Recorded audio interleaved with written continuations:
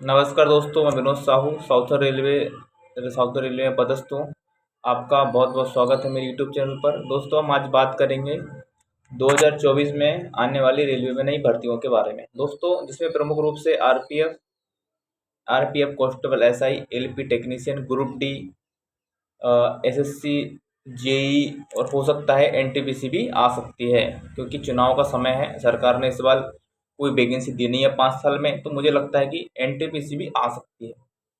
दोस्तों, वैकेंसी आएगी, फॉर्म डलेंगे, सब होगा, लेकिन हमें अगर सिलेक्शन लेना है तो हम किस तरीके से तैयारी कर सकते हैं।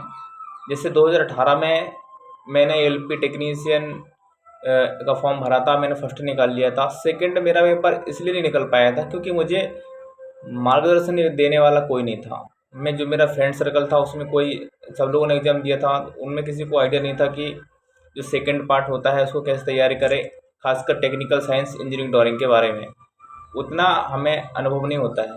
सबसे बड़ी चीज़ होती है सिलेक्शन लेने के लिए अनुभव का होना। हमें अनुभव ये होना चाहिए कि एग्ज़ाम में क्या पूछ रहा है, एग्ज़ाम कहाँ से आएगा, एग्ज़ाम का पैटर्न क्या होता है, क्वेश्चन किस तरीके से देगा वो। और हमने देखा है रेलवे में कुछ क्वेश्चन ऐसे हैं वो आते ही हैं, आप कोई सा भी एग्ज़ाम ले लो वो क्वेश्चन आएंगे ही। इसमें रेलवे ग्रुप डी की बात करता हूँ। आज मैं आपको रेलवे ग्रुप डी के बारे में बताऊंगा कि कैसे तैयारी करना है, हम कैसे अपनी तैयारी इतनी स्ट्रॉन्ग कर सकते हैं, हज़ारों बच्चों को पीछे छोड़कर हम सिलेक्शन ले सकते हैं। दोस्तों, रेलवे के लिए अगर आपको तैयारी करना है तो सबसे पहले काम करना है आपको मैथ रीजनिंग पर कमांड बनाना, जिसके लिए आपको रेलवे के पुराने क्वेश्चन पेपर लगाना, चाहे वो ग्रुप डी हो, एनटीपीसी हो, एलपी टेक्नीशियन हो, कांस्टेबल हो, जो भी पुराने पेपर हुए हैं, जितना आपको मटेरियल मिलता है सबको सॉल्व करना है।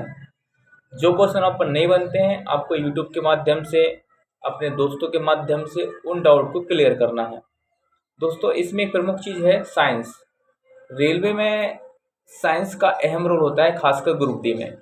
साइंस तो हर एग्जाम में आती है, लेकिन जो साइंस ग्रुप डी में रहती है, एक एनसीईआरटी लेवल की साइंस जो होती है।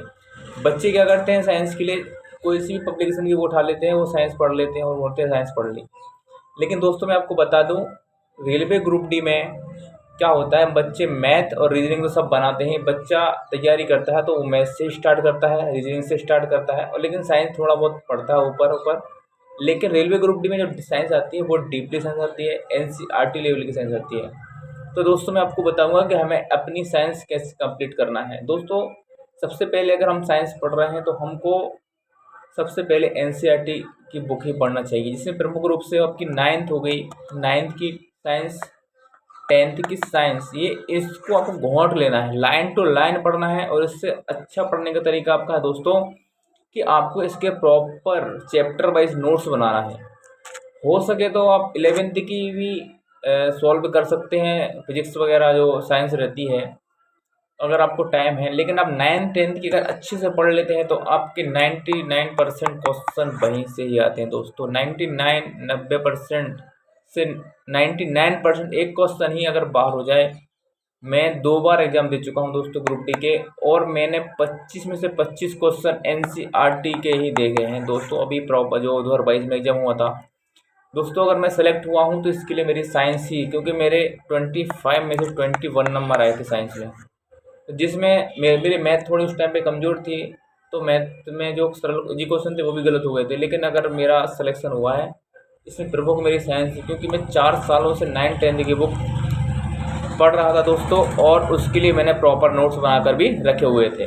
तो दोस्तों, सबसे पहले आपको क्या करना है, साइंस की 9th-10th की बुक को चैप्टर वाइज घोंट के पढ़ लेना है, समझ लेना है। जो समझ में नहीं आती है यूट्यूब के माध्यम से समझना है। यूट्यूब पे बहुत से सारे चैनल हैं जो आपको एनसीईआरटी पढ़ाते हैं, उनको पढ़ना है, समझना है बारीकी को। प्रमुख रूप से फिजिक्स हो गया, केमिस्ट्री, बायो और एनवायरनमेंट वगैरह आपको पढ़ लेना है। इसके प्रॉपर नोट्स बनाना है। आपका मैथ, रीजनिंग, साइंस कंप्लीट होने के बाद आपके पास टाइम थोड़ा निकाल के करंट अफेयर, थोड़ा बहुत करंट अफेयर पढ़ लीजिए। जीके तो ऊपर ही ऊपर का आता है, अगर आप तैयारी करते हैं तो आपको इतना ज़्यादा पढ़ने की जरूरत नहीं है। करंट अफेयर आप पढ़ लीजिए। इसके बाद अगर आपका ये सब सिलेबस कंप्लीट हो जाता है तो इसके लिए आपको सबसे पहले, मैं बोल रहा हूँ, हफ्ते में 2 या 3 टेस्ट लगाइए। 2-3 नहीं लगा पा रहे हैं तो कम से कम एक टेस्ट लगाइए, और उस टेस्ट को लगाने के बाद दोस्तों आपको ये करना है कि टेस्ट लगाने के बाद उसको एनालिसिस भी करना है। एनालिसिस करने के बाद जो क्वेश्चन आप पर नहीं बनते हैं दोस्तों, उनको अच्छे तरीके से नोट वाइज बनाकर और उनको सॉल्व करना है। जब तक आप पे वो क्लियर नहीं होता है, आप पे नहीं बनते, अपने दोस्तों से पूछिए, अगर आप कहीं कोचिंग कर रहे हैं टीचर से पूछिए, डाउट बिल्कुल भी रखना है। उसके बाद टेस्ट लगाइए, टेस्ट लगाते रहिए, टेस्ट लगाते रहिए, जो आप पे नहीं बनता है पढ़ते रहिए। मैं बता दूं दोस्तों, वैकेंसी अभी आएगी जनवरी फरवरी 2024 में, और एग्ज़ाम जून जुलाई में हो सकता है अगर सरकार कराना चाहे। अगस्त सितंबर तक, मतलब आपको 6 महीने का टाइम मिलेगा। तो दोस्तों, अगर आप मैं जो बता रहा हूँ अगर आप वो करते हैं तो आपका सिलेक्शन कोई नहीं रुक सकता है। इसके लिए आपको ईमानदारी से पढ़ना होगा। तो दोस्तों, अगर आप सिलेक्शन लेना चाहते हैं तो जो मैं बोल रहा हूँ आप वो कर सकते हैं, अगर आपको अच्छा लगे। मुझसे भी बड़े बड़े जो हैं टीचर यूट्यूब पर हैं, आप उनसे भी मतलब कुछ भी एडवाइस ले सकते हैं।